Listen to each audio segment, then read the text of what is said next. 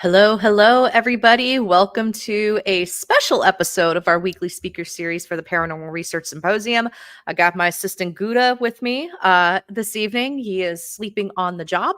I am so thrilled to have our guests tonight. Tonight, I got Karen and Chris Carothers, who will be talking about their panel at the Paranormal Research Symposium happening in Gettysburg on Saturday, August 17th. So, speaking of the Paranormal Research Symposium, it is coming up. We are almost to the 2 week countdown. It's wild. So if you haven't grabbed your tickets yet for the symposium, be sure to head on over to associationofparanormalstudy.com. You can grab your tickets there. The tickets will go up another $10 at the door. So we are highly encouraging people, get your tickets online. Another little update, the schedule is now live for the symposium. So if you are curious about what type of topics are being presented, who's speaking, and when, you can head on over to associationofparanormalstudy.com where you can check out the schedule. And then finally, not finally, I got two more announcements. So we are still doing the ticket giveaway. So head on over to our Facebook page to the pinned post. We are giving away 2 tickets for the symposium thanks to our sponsor, Gold Dust Publishing. Gold Dust Publishing is a publisher of queer fiction and nonfiction featuring queer authors and allied authors. I highly recommend, if you are not able to attend the symposium or you know someone who would like to come but can't quite do the tickets or the ticket prices, what you can do is you can tag someone you want to attend the symposium with, or someone you think would love to come, and share the post on your timeline to enter. We will be doing the drawing on Monday during the next speaker series when we have Ron, Lourdes, Cherie, and Tony. So head on over to our Facebook page and our Instagram page to comment on the post and then share it on your timeline. And then finally, we have opened up registration for Lisa Crick's workshop, Gifts Gathered Through a Dark Mirror, a how-to guide for scrying. I need to grammatically fix that. So you do have to sign up separately because this particular workshop does require supplies, and there is a $10 fee. You have to already be a ticket holder for the symposium in order to go. So it's a $10 fee for supplies, and the benefit, though, is you get to keep the mirror. So good times there. Alrighty, last announcement. So I am really excited to welcome Karen and Chris Carothers to this live stream. Hey, you two, how are you? Doing good, thank you. Hey, yeah, we're good. Awesome. Awesome. Well, I am super excited to have you both at the symposium. I've been saying this to every speaker, but honestly, it's true. When I saw the abstract, I was like, oh, heck yes, I would love to have this panel at the symposium. So I'm really excited to have you both there. In case we have some viewers who don't have the pleasure of knowing you yet, would you mind sharing a little bit about your background and what led you to this very moment right now? Do you want to start over there? No, you go ahead. I get to go first. Oh my goodness. We've been married for 18 years now, almost 18 years. So me getting to go first is awesome. So we actually kind of started in the paranormal stuff as far as investigating together in the early 2000s, but we each had experiences earlier in our lives that drew us into the paranormal. My first experience, my mother had a near-death experience when I was 5, but my first experience was when my grandfather died. I would see his ghost in our house for a little while after he passed, just keeping an eye on me, I guess. So as far as the symposium, once I heard that we were going to do a thing, I wanted to jump and try to do a paganish topic. My degrees are not in anything religious or anthropology. I'm an engineer. I work for NASA. Nice. By day. So this is not in my professional wheelhouse, but I feel like it's an underrepresented area in academic study from people who are actually practicing pagans, not just studying paganism as anthropology or comparative mythology or something like that. And a lot of the people who do study, who are practicing pagans and who do promote that as part of their investigative work, are not the most grounded in this reality. I'll say it kindly, at least from my experience. So I wanted to come in with a more rational, as weird as it sounds, a more rational approach to the witchy woo-woo stuff. So that was why I wanted to do that. And then, of course, I had to get my husband to come aboard with me. And I will let him talk now. So my experience with the paranormal started really when I was fairly young. I think I was maybe about 9 or 10, and I got my start, funny enough, in Gettysburg. My very first paranormal experience was there. I was on top of Little Round Top with my mother, and I happened to be looking off of Little Round Top down toward the Devil's Den area, and I saw a full company of reenactors out doing column movements and facing movements, and I was just enthralled and watching all of them. And after a little bit, I'm like, my mom would really love to see this, so I ran and grabbed my mother and said, there's soldiers over here, let's watch. And mom followed me back over, and we walked over, and there was nothing down there. And I was looking around. There wasn't a group of guys that were, getting undressed or, shifting into, cars or anything like that. There was just nobody. And I found somebody nearby. It may have been one of the licensed battlefield tour guides, and I tapped them on the shoulder and said, this is what I saw, and now they're not there. And he looked and said, "Oh, so you've seen them now?" And I said, "Who?" And that's when he told me the story of the Phantom Regiment at Gettysburg. And from that point on, I was hooked. And after that, I was basically getting into paranormal investigation where I could. And then, like Karen said, once we got together, we decided to start trying to find a group, which we did. We found a group called the American Battlefield Ghost Hunter Society, and we did a lot of uh, investigations at Civil War battlefields mostly, and Civil War sites, and got some really good experience under our belts. And it's kind of snowballed from there. And I mean, as far as the symposium goes, Karen got a hold of me and said, "This is the topic I want to cover. What do you think?" And I took one look at it and went, "Absolutely, let's do it." So it was just, it's a really fascinating thing to see that, you see so many people that will say something is a demon. It's got to be a demon. It's not a human. It's a demon.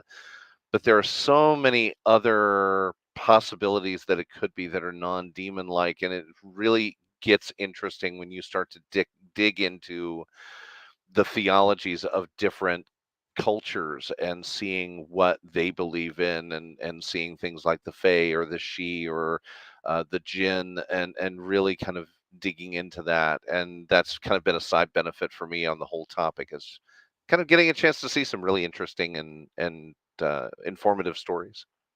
Nice. Just out of curiosity, Chris, when you had that experience in Gettysburg, what year was that?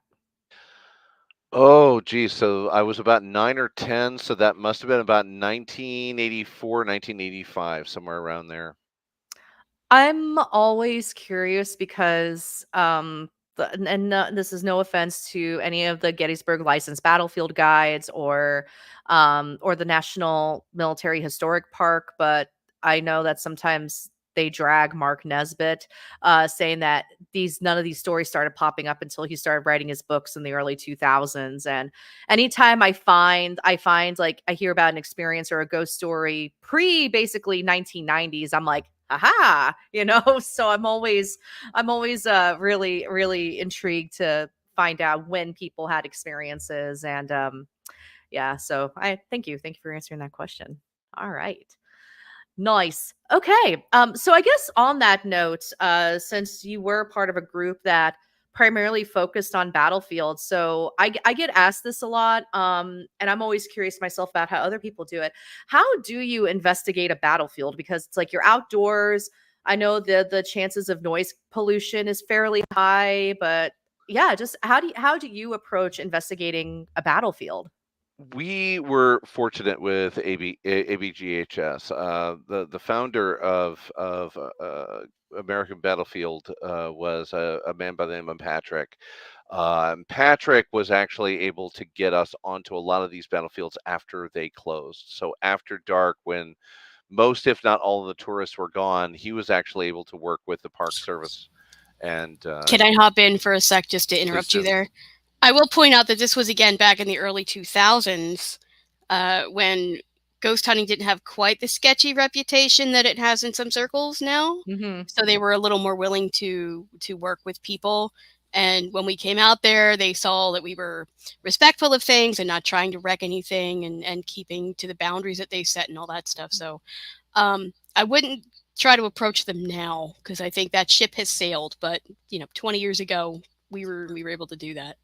Yeah, it's definitely a different climate now. It really is, but I mean, he was able to actually get us there after they closed, and usually we would have one ranger or somebody that would kind of stick around with us just in case. But really, what we would do is we would go to what would be considered the hotspot areas, areas that had the most activity as far as the battle, and that was one of the things I loved about it. Was one of my biggest fascinations has always been Civil War history. Mm-hmm. So getting a chance to go out onto a battlefield and remember, oh, this is where this happened, this is where that happened, and to be able to go to those places and just kind of investigate there. So in Gettysburg, we would go to places like the Union Center, where Pagans Charge was focused. We'd go to Devil's Den, which of course was a very big hotspot in action there. We would go to if we went to Antietam, we would go to the Sunken Road, things like that. So you would go to places where a lot of the activity was really intense, and that's where you would go to do your investigations. And that was where we utilized a method of investigation that Patrick used to use, where it was called the intuitive science method. And Hmm. that's where he would actually pair a person that was the science person, the one that was using the tech, and pair them with a person that was a sensitive. So if the sensitive picks up on something, then the person holding the tech would then uh, point in that direction and try and pick something up. On the same hand, if the person that was holding the tech said, "Hey, I'm seeing something over in this spot," the sensitive could then direct their attention to that spot and see if they could pick up on something. And it really kind of increased, I think, a lot of our luck with picking things up on camera, picking things up on EVP. And actually, I also credit Patrick for helping me kind of hone my skills as a sensitive myself, to where I could actually, we'd go to a historic site, and he would say, "Well, I've already picked up on a name.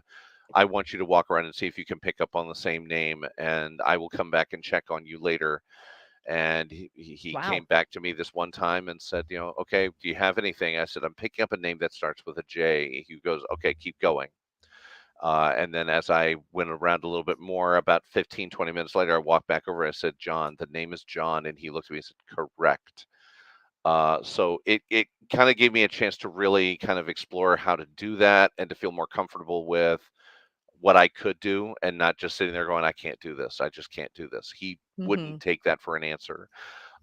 So that was kind of how we did that in those battlefields. You find a hot spot, and you would kind of group people off and go, "You guys go over here, you guys will go over here," and the groups would go off in their different directions, and then everyone would meet up later on and go, "This is what I found," and then we could kind of go from there.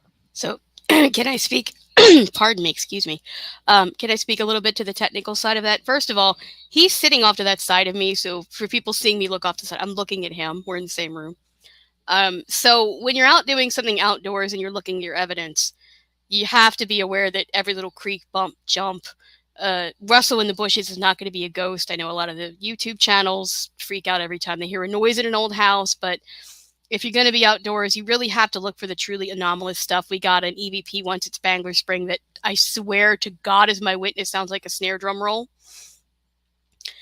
We got Patrick has a wonderful video of an actual ghost stepping over the wall at the Triangle Field, which I legit thought was made up until I actually met them and saw the raw footage. You can't be looking at orbs. You really can't be listening for every crunch and bump. You have to look for the stuff that's truly, I don't know what that was, but it's clearly not nature. You really have to triple check anything you're evaluating when you're doing anything either outdoors or in a historic property that's not well maintained. As in, people aren't living in it, it hasn't been renovated for 50 years, there's mice in the attic. You cannot jump at every little sound you hear. Yep. Most of them are going to be fake. Well, not fake. Most of them are going to be mundane. Yeah, mundane, explainable, debunkable. Yeah, definitely for sure. I just wanted to take a moment for those who are watching. Let us know where you're tuning in from, and we'll give you all a shout out. We'll do something very similar to what is going to happen here, where we can feature your comments. So if you want your 5 seconds of fame, this is your time. This is your chance. But let us know where you're tuning in from, and if you have any comments or questions, put them in the chat, and we will answer them. All right. Well, thank you for answering that question, because I mean, I live within a stone's throw away from Manassas battlefield. So I've been going, when it's not too hot, going hiking around different parts of Manassas. And I haven't reviewed the data yet, because I mean, I'm planning a little event happen in a couple weeks. So time is like very limited right now. But yeah, it's been interesting. I'm mainly going by myself or with my husband, but I definitely want to bring a bigger group, and navigating around investigating a battlefield is like top of mind for me. So thank you for answering that question. So let's talk about your panel. It's definitely I'm very fascinated with the subject, because when I like I mentioned earlier, when I was reading the abstract, I was like, this is really interesting. So the title of your panel, I'm going to stick it in the ticker on the bottom once I get it set up. But the title of your panel is "Maybe It's a Fairy, Not a Demon: How Mythology and Neo-Pagan Theologies Can Lead Us to a Wider Classification of Entities in Paranormal Encounters." Just curious, where what inspired, I just put the title on the bottom for everyone. What inspired the creation of this panel?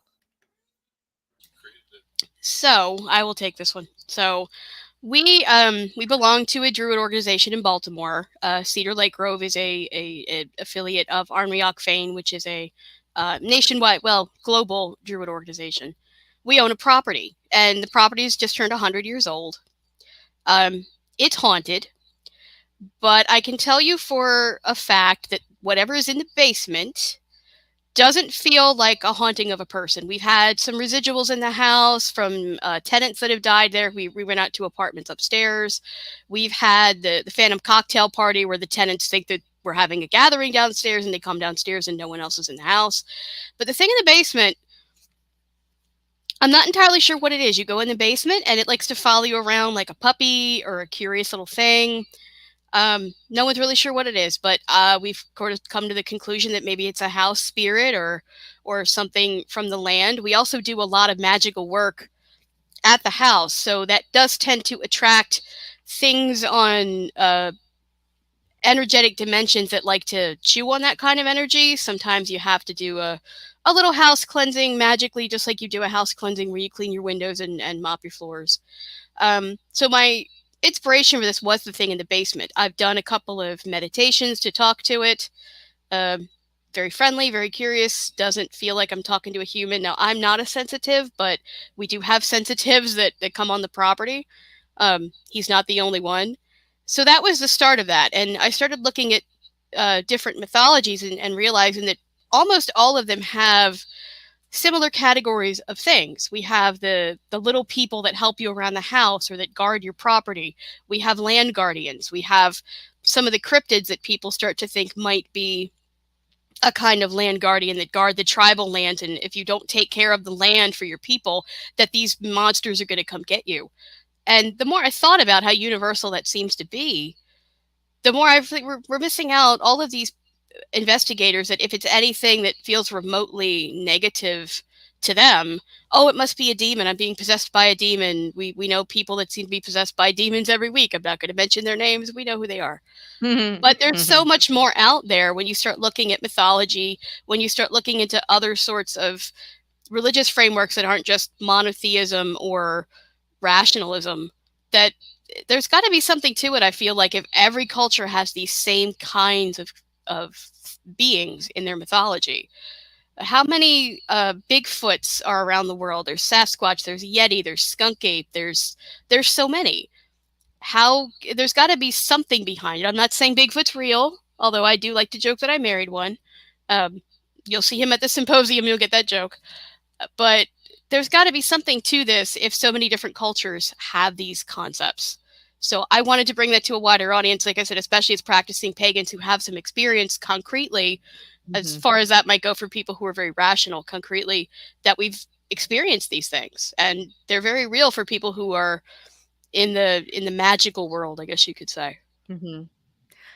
Yeah, no, that's fascinating. And let's see, I'm just checking the chat really quick.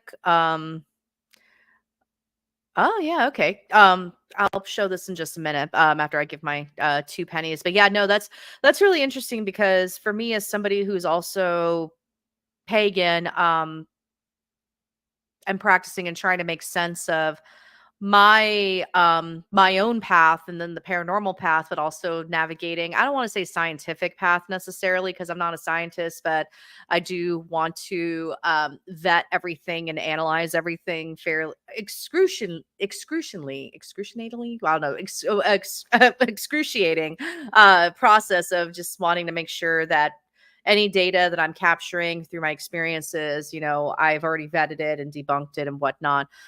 So that's a really fascinating thing. And you're right. I mean, people tend to either interpret things as a demon because that's all they know, or it gets clicks. Like anytime you stick demon in a headline these days, it's going to get clicks. And it's frustrating because it's like, I don't want to default to using demons in my content or as a keyword. But at the same time, it's like, I want people to look at my content so they can know better. So it's like when I use ghost hunter in my content instead of paranormal investigator, it's like, well, ghost hunter is more clickbait friendly.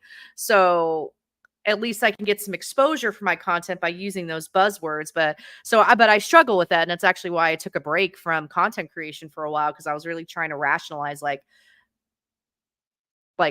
where we all fit within this. But yeah, so I think having more education of what's out there is critical to the field. And yeah, no, I really like what you have going for your panel. I think it's going to be really enlightening, extremely important. And I hope people can, I hope people can take something really good away from it too. So, which I'm sure they will. So, so let's see. We did get a comment in the chat. We're tuning in from Hartford County in Maryland. I'm guessing we know them. Nice, nice. I think you have a few friends in the chat. Because there's another comment that just popped up that I think you may know them. I'll show that in a moment. We would love to know what is either your favorite or one of your most memorable paranormal experiences that you've encountered together. Thank you for that question, Den. Well, hi, Den. Glad you guys showed up. I'll see you tomorrow at Ritual. I know what you're gonna say, but let me share my own little story first. I think my most memorable paranormal experience actually isn't exactly a paranormal experience. It was one of the first few times we went out with the ABGHS guys, and we were in, I think it was Needwood Manor, which is a privately owned building in Montgomery County that's some government offices, and we were doing an EVP session in one of the rooms. And we're talking along. All of a sudden we hear this, and it was somebody next to me, his stomach growled. And we all knew what it was. And we all start sniggering. And then whoever had the recorder was like, noise in room. That was me. And we just sort of kept along going. And it was my favorite experience because it was, not everything is a ghost. Sometimes funny things are going to happen. It's the funny bonding things that I think make a team work. So that's the one for me. I love telling people that story because they always think it's so serious. They see these people on TV and they either think it's serious or we're flipping the hell out and running away. And it's not. It is so not. Now I'm going to let him tell the freaky story because I know exactly which one he's going to tell.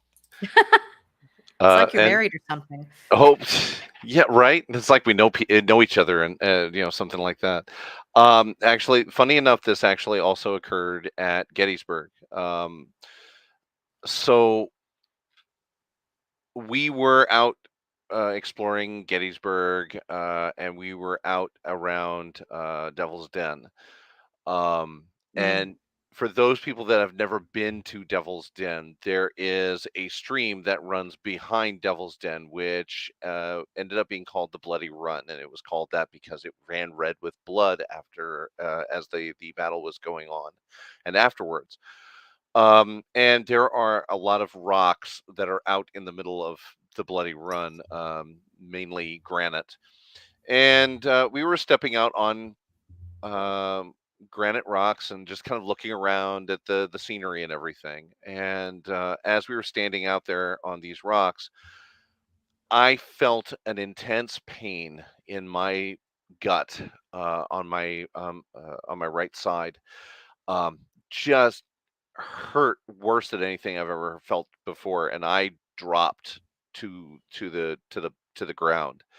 And Karen obviously looked over at me and asked me if I was okay. I said I don't know. I was like, all of a sudden it hurts, and I don't know what's going on.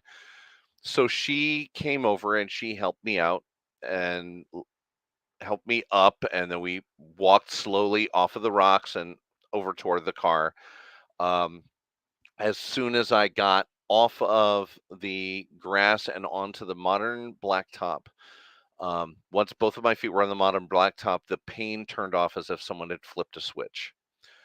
Um, and I could not explain that. So later on that same day, we were wandering around the town of Gettysburg, and we were up around Baltimore Street, and just about 2 blocks down um, from Ghosts of Gettysburg was this Mm. little new age shop that was selling different things. And one of the things it also had in there is they had psychic readings. And Karen and I both decided it might be kind of cool to get psychic readings for the person there and see what happens. So we each got our own. Karen went back and got her reading done, and then I went back and said that I asked if they could do past life experience readings.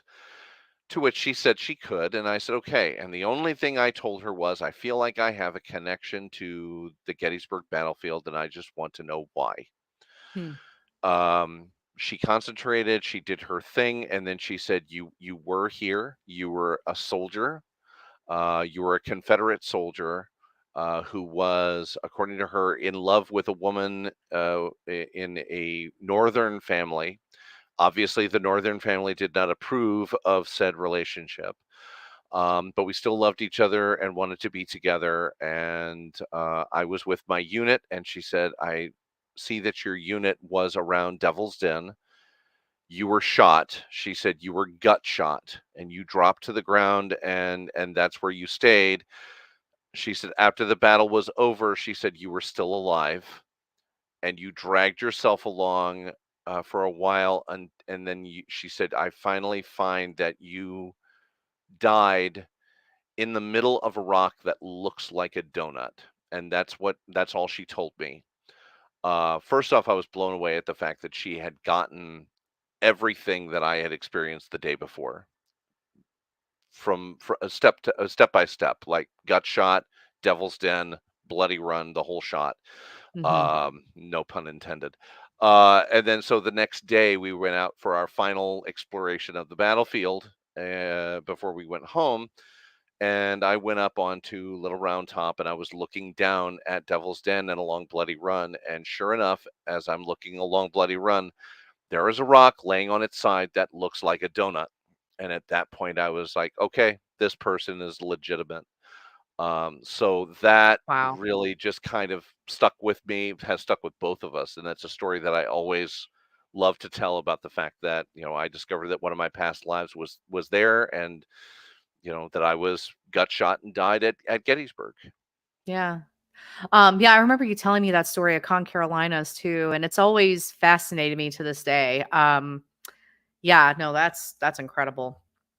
All right, let's get a couple. Oh, we got Kira tuning in from California. Hi, Kira. And then we got another one. I believe you may know this person too. Maybe. Hi from Felicia in Baltimore. I'm an occasional attendee at CedarLight events and enjoy talking with Karen at a Sunday event a few weeks ago. Very interesting to hear about the presences at the CedarLight Sanctuary. Yep, I remember talking to Felicia. I don't think Chris was there that day. I think you were on stage at your play. But yeah, it's it's a 100-year-old building, and I do have a little bit more of the history of the building. So we might try to delve into some of that and maybe see if any of the former owners might be there. We've never actually done a real investigation at the building. We have some security cameras up. And I understand we've gotten a few weird things on the security cameras, but the building is right. We're a block off a main drag in Baltimore. So I haven't seen the footage, so I don't know whether it's shadows from people coming up and down the street or what it might be. But I need to get some of that footage. So who knows? We could have lots more spooks inspectors in that building, but Nice. it just turned 100, so it's been there Wow. almost probably. I think when it was put in there, I think that was probably still Baltimore County before the city annexed it. I'm not sure. I'd have to look that up. Yeah. Let's see. Christy, in reaction to Chris's story, literally just got chills. Trust me, I still get chills even to this day, Christy. So it's not just you. Yeah. And Kira said, ooh, which I agree. And then also saying hello back. So awesome. All right. And if anyone has any comments or questions they would like to share, again, feel free to post them in the chat. You'll get spotlit, just like Christy, so you can get your 5-10 seconds of fame. Awesome. So my next question for the both of you is, what are you hoping that people take away from attending your panel? For me, I'm really hoping that the whole idea behind a lot of these panels is just education, just kind of learning something that you didn't know before. And I think, honestly, for me, I think the big thing is just an education to help people not immediately dismiss something as, oh, it's a demon. There are so many other different possibilities that it could be, and things that um, one of us or both of us have experienced in some places. Karen and I took a trip to Ireland about 13 years ago, where we got to hear stories from about the She and the Fae, and just fascinating stuff. I grew up in deep South Mississippi, just about 2 hours away from New Orleans. I grew up as a teenager having seen the fou follet out in the swamps of Louisiana. So just because it's something that we don't understand, that's not necessarily a ghost, doesn't automatically mean a demon. And I think the more of this kind of knowledge that you have at your disposal in your arsenal, so to speak, gives you a better way of being able to explain certain things, of being able to say, oh, I was out near this swampy area and I saw these lights floating around and doing their own thing. Well, that's kind of like the fou follet, and the fairy fairy circles out in Ireland, and getting those stories. The guy that told us those stories, Eddie. You remember the name better than I do. It's Eddie Lenihan, who is a very famous author of Irish fairy lore books. You can find him on Amazon. He's got lots of books out. Nice. So Eddie Lenihan hung out with us for a little bit and told us a lot of stories about the Fae and the She, and it just absolutely fascinating. And it's really kind of cool to see that something that people here in America, for example, kind of giggle about and laugh about. Oh, you believe in fairies, but if you go over to Ireland, they not only believe in them, they're terrified of them, and Mm-hmm. at least certain forms of them, and they respect them and are like, don't cross the Fae, do not cross the She, you will be hurt, and you don't want this to happen, and they have a lot of respect for them. So it is very fascinating to me, and I think passing on that kind of information kind of gives people a respect for those sorts of things as well. And like I said, it's more information in your arsenal if you happen to be investigating yourself. Mm-hmm. Yeah, and I think I was thinking about what I was going to say and not cover what he covered, all that stuff. Plus, I think I want people to not be afraid. Because you start Mhm. talking about demons, or now skinwalkers who've gotten really popular and everything's a skinwalker that used to be a demon. Demons are scary. We've all seen The Exorcist. We've all heard those stories. We've all watched these movies. Demons are really scary, but if you start thinking about other things it might be, not saying that the Irish aren't scary in their own way, but a lot of the stories will talk about how they'll deal with you fairly if you deal with them fairly, too. It's not a lot of this mythology that sometimes these spirits can be mischievous, sometimes they can be malevolent, but oftentimes they're ambivalent towards people if not helpful. So Mhm. I think telling people anything that seems to manifest negatively as a demon, it unnecessarily frightens people. It scares them out of their house. It might scare them into therapy. And I don't think it needs to. I think there's a lot of other things that it could be.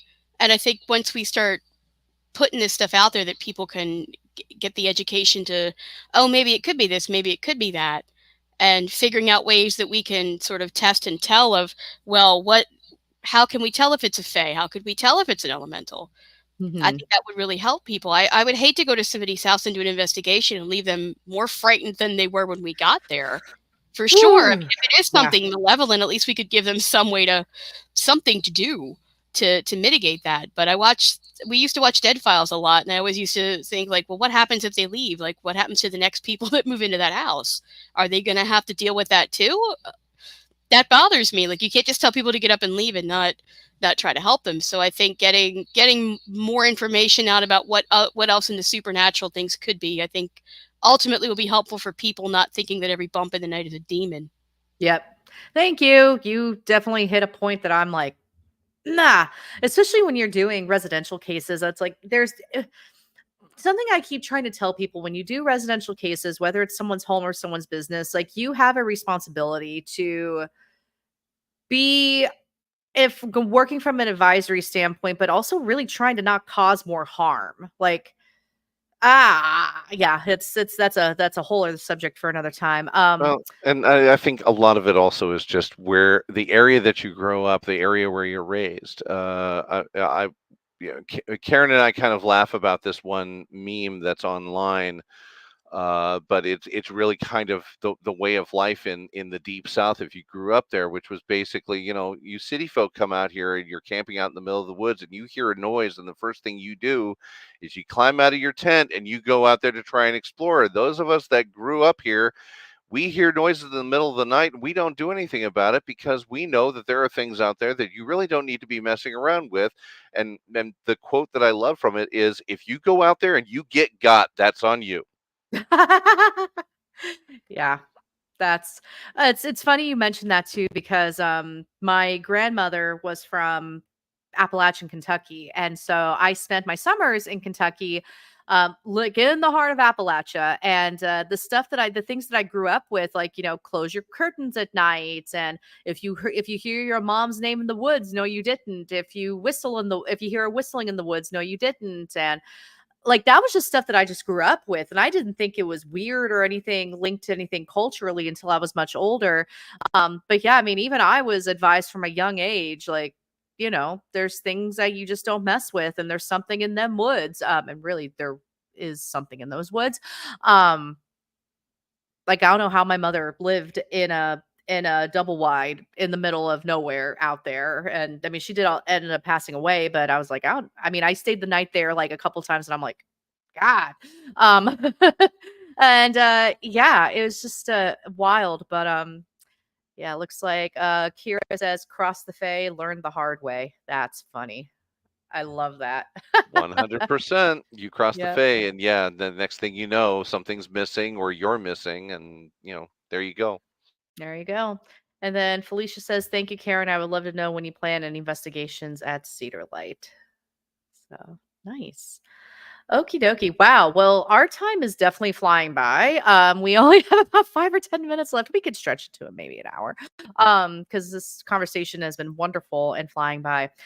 Just a reminder to everyone, if you have any comments or questions, feel free to toss them in the chat and I'll go ahead and show them up on screen. And just a friendly reminder that Karen and Chris will be at the Paranormal Research Symposium on Saturday, August 17th in Gettysburg, Pennsylvania. Tickets are now available for $50. That that covers panels, presentations, all the workshops except for one. Because there are supplies that need to be purchased to make it the best workshop it could be, and that is our Dark Mirror Scrying workshop led by Lisa Crick. Signups for that are now open, so be sure to grab your spot. There are limited seats available. Yeah, so we'll go ahead and hop right back into our conversation with Karen and Chris, and I'm trying to figure out how to hide it. There we go. But yeah, feel free to stick your questions in the chat. If you have any more, this is a last call for questions. This is your time to get them in. Let's see. And then Karen and Chris, I wanted to ask you another question, and that would be, what are your upcoming plans for the rest of the year after the symposium? Ooh, that's an interesting question. Not a whole lot. So we have the symposium. A couple weeks after that, we're going away for a couple of days, have an Airbnb with some friends of ours. And then the fall gets really quiet for us. And then I think we'll be wrapping things back around in the wintertime. I'm pretty sure we're going to go to Convivial. We might be going to MarsCon again. One of our friends, I think, is going to be an author guest there. So we might be going just to hang out with him. We don't present at a whole lot of cons. Farpoint is our home convention, and that's in February in Baltimore. You can Google search if you're interested in going. They've moved to a smaller hotel recently because the hotel they were at for many years, the Hunt Valley Inn in Timonium, has closed permanently. They're going to bulldoze it and put some condos up probably 5 minutes from now. It's been roped off since last year. So we're in a little bit smaller hotel. So we're program spaces at a premium. I did do a Paganism and the Paranormal panel last year, and the room was full. It was a small room, but the room was full. So I might try to sneak a panel in there. I'm not sure what other conventions we're going to be doing in the spring. Hopefully we'll be back at Con Carolinas. We'll see how that goes. I always have a great time at Con Carolinas. But we don't do a whole lot of the paranormal conventions just because they're not the kind of thing I'm looking for. The symposium is the kind of thing I'm looking for, where we have panels and talk shop about stuff. Con Carolinas, where we have panels and talk shop about stuff. These things where you go and there's a bunch of people that are famous on TV that I don't even know who they are, most of them, and you got to get autographs and they're expensive. They're not my jam. Yep. Or they're sitting on a backwards chair for their panel, just talking about some like scariest moments they had behind the scenes that everyone's heard like 40 times. Yeah, no, you hit on a good point of why I did the symposium this year. Super inspired by SPR and ASIP, who do conferences very similar to these over in Britain. And I did have the pleasure of attending part of one when I was in the UK a couple months ago. And yeah, it was just people, it was people in a room presenting, talking theories, talking shop, with breaks in between to get, tea and biscuits, which was amazing.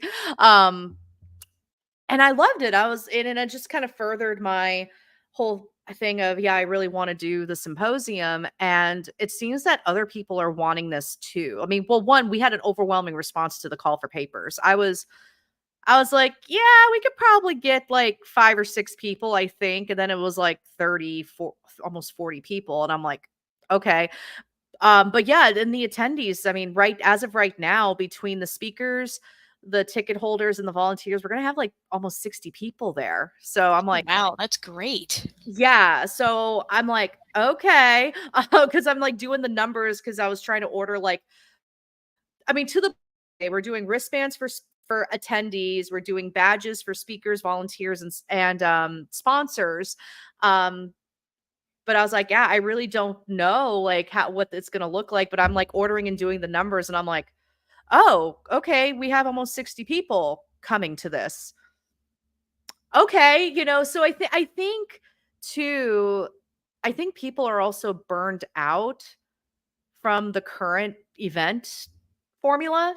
It's paracelebs and vendor rooms. And one thing that we did do this year that was bold, but also it's mostly because we were budget friendly. We were trying not to spend too much money for the first year because we just didn't know. We just did not know. And I'm like, I really don't want to pay $2,000 for a ballroom for vendor space if we're not going to have people show up. So, but the other thing was too, the purpose of the symposium is education and networking and talking. I don't want people in a vendor room. I want people in those rooms. So that's the big reason why we didn't do a vendor hall. Yeah, true. And then you really don't need people, in my opinion, selling items of questionable use. We can argue about which tools are good and which tools are crap. I mean, that's fine, but I don't want to see people selling $300 ghost boxes and $800 specialty cat balls. Well, a lot of this stuff you can either make yourself, find it for fairly cheap. There's people that are making them that aren't that expensive, but you get a vendor room and people are going to drag out their most expensive stuff. Yeah. So, yeah. Yeah, I no, mean, that's a great point. for me, I think the great thing about the symposium is, as you said, it's educational and it's something where you can actually learn something. I mean, really, I think the big burnout is also just on some of these paranormal, or as a lot of us call them, paratainment shows, where it's the people going out and doing their ghost investigations and screaming "dude, run" and running off in some direction. And honestly, how many hours can you watch Zach Baggins before you're ready to strangle the guy in the first place? Yes, I said the name. I'm sorry I said the name, but I had to say it. you have invoked him. What have you done? Well, I've got a proton pack coming home. We'll use it then. But I mean, there's only so much of that kind of stuff that you can handle, and you're not really learning anything from it, as far as I'm concerned. Whereas it's really refreshing to really kind of be in a room with people that have done it, that have been there, that don't over dramatize the stuff that they're doing, and are actually taking the stuff seriously. And I think that was one of the things I loved at Con Carolinas, was there were so many people there that we got a chance to. Kira, I agree with you 100%. I agree with you 100%. But there were so many people that we got a chance to meet that were also serious in the field, and just I made so many new friends that I am so glad I got a chance to meet. And that's the refreshing thing. That's where the fun comes in. And yes, in real life, an actual paranormal investigation, I'm sorry, I've got to say it, it's boring. It's a lot of just sitting in a quiet room with a recorder running, or and asking questions and not hearing a thing. It's sitting for hours staring at a black and white monitor until your eyeballs bleed and seeing absolutely nothing. There aren't a Yep. lot of times where you're going, yay, but those times where you get to say, yay, I got something, that makes it all worth it. 100% makes it worth it. So to be able to talk shop like that with people that have been there and done that, for someone who currently does it, it's refreshing just to talk shop with other people. For those that have never done it before, I'm sure it's extremely refreshing just to hear the real stories of stuff, instead of watching the overly dramatized and scripted stuff that happens on TV, that 9 chances out of 10, including especially Mr. ZB, it's just stuff that just is like, give me a break, come on. Yeah. So yeah. Yep. Well, and hopefully the attendees will be like on board. The people who don't do this but are paranormal curious will be on board. We did a ghost conference a long time ago with ABGHS. Maybe it was before we got married, I think. So maybe it was 2005 in Fredericksburg, called Boot Camp. And I don't know why we did another one. Maybe they didn't make the money they wanted to make, but it was a lot like this. And we did have a vendor room, but it was mostly people selling ghost equipment. I think Fate magazine came back when they were more solvent, and stuff like that. And we did your typical, like, let's take people out and do the evening investigations. And we were leading different groups. And I was with a group that went to an area in Fredericksburg called Mary's Heights. And there's a little stone house that is supposed to be haunted. And we go in there, we set up the camera. We come outside for about half an hour and let things settle. We walk back in. The camera has turned itself off.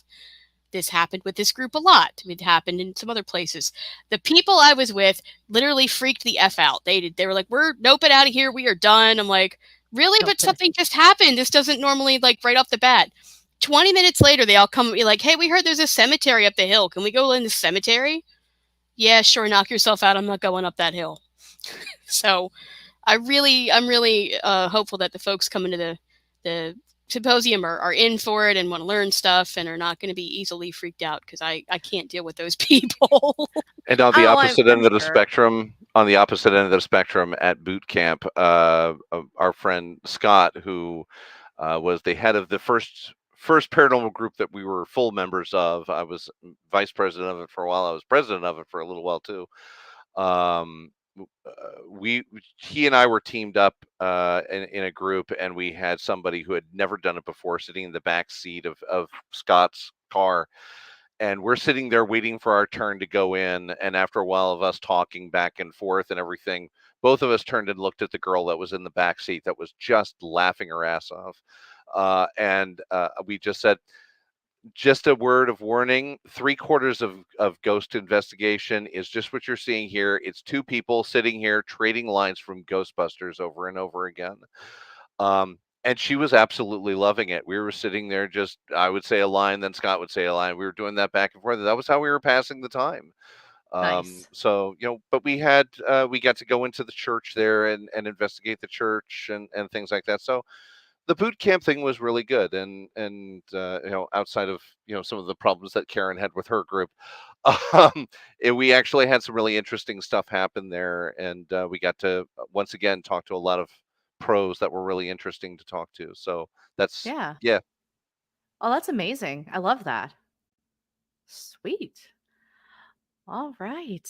Very good. Very good. All right. Well, we are coming up to that time. So, first, I want to thank both of you for joining me tonight. If anyone's curious as to why we're doing this on a Friday night instead of a Monday night, Karen has a conflict on Monday nights. So, Yeah, we, usually I'm in a community band and we rehearse almost every Monday, although we're not rehearsing this upcoming, not tomorrow, but next week. But you already had guests lined up for next week. And I didn't know we weren't rehearsing next week until like 2 weeks ago. So we typically rehearse every Monday. If you like band music, we have a YouTube channel. You can go to Columbia Bands. I think it's just Columbia Bands on YouTube with a U, Columbia, like Columbia, Maryland, not like Columbia, the country. And nice. You can find a lot of good music there for free. Nice. Okay, cool. I'll check that out. Yeah, I wanted to make sure that we had time to chat with Karen and Chris because their their panel is really interesting. I want to give them a chance to talk about it. Felicia said the flute choir. Then Kira, so happy for the conflict. Lucky me. Yeah, that's Friday nights. Some people are more available. So yeah, it actually worked out for the best. Well, awesome. Thank you both so much for being here. I'm looking forward to seeing you in literally like 2 weeks from tomorrow. So we'll get rock and roll. Actually, 2 weeks from today because of the dinner. So, we're treating our speakers to dinner. So like the least we could do. So we're gonna feed our speakers at least for a meal. So yay. And I'm excited about the dinner because it came highly recommended by the locals. So I'm like, all right. I have eaten there before. Oh, is it good? It was a long time ago. My parents' church had a student pastor from the Lutheran seminary up there. We went up to see them and we ate there, and it was good as I remember. It was a while ago. Okay. But I liked it. All right. Cool. As long as it's good and edible and it doesn't make anyone sick, it's all good. But also for the price, it better be pretty good.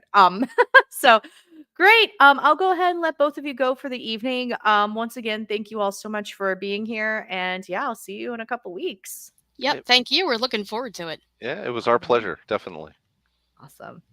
Alrighty, so just before I close this out, everybody, just a friendly reminder that tickets are now available for the Paranormal Research Symposium. You can get more information at associationofparanormalstudy.com. Tickets are currently $50. At the door, they will go up to $60. So we are highly recommending that you get your tickets early. And also, registration for the Dark Mirror Scrying Workshop is open. It is an additional $10 fee for supplies, but you get to keep the mirror. So there's some benefits of that. Limited seats are available because Lisa, has a limited amount of supplies, and also our space has a limited amount of people. So definitely sign up early and get your spot. On Monday, we will be talking to Ron Iacovetti, Lourdes Gonzalez, Cherie Rathman, and Tony Rathman from the Staticon Project. We'll be presenting at the symposium as well. So this is going to be our chance to get to know them as well. And then on Wednesday morning, this is another special episode accommodating schedules. I'll be talking to the 3 Appalachian witches on Wednesday at 10 a.m. So, kind of a little bit of brunch time. And then the final weekly speaker series will be taking place on August 12th. I will not be there because I have to travel to Seattle for work. Perfect timing. But Whitney, my team member, will be interviewing Joshua Cutchin and Timothy Renner. Their topic is very interesting, so I highly recommend it. But yeah, so that is all, everybody. So the Paranormal Research Symposium is coming up in 2 weeks, and let's see, I know Kira was saying wish she lived closer. I wish she lived closer too, Karen. But yeah, so that is it, everybody. If you have any questions, feel free to reach out to us, and we will see you all in a couple weeks and hopefully see you at the symposium. Thanks, everyone.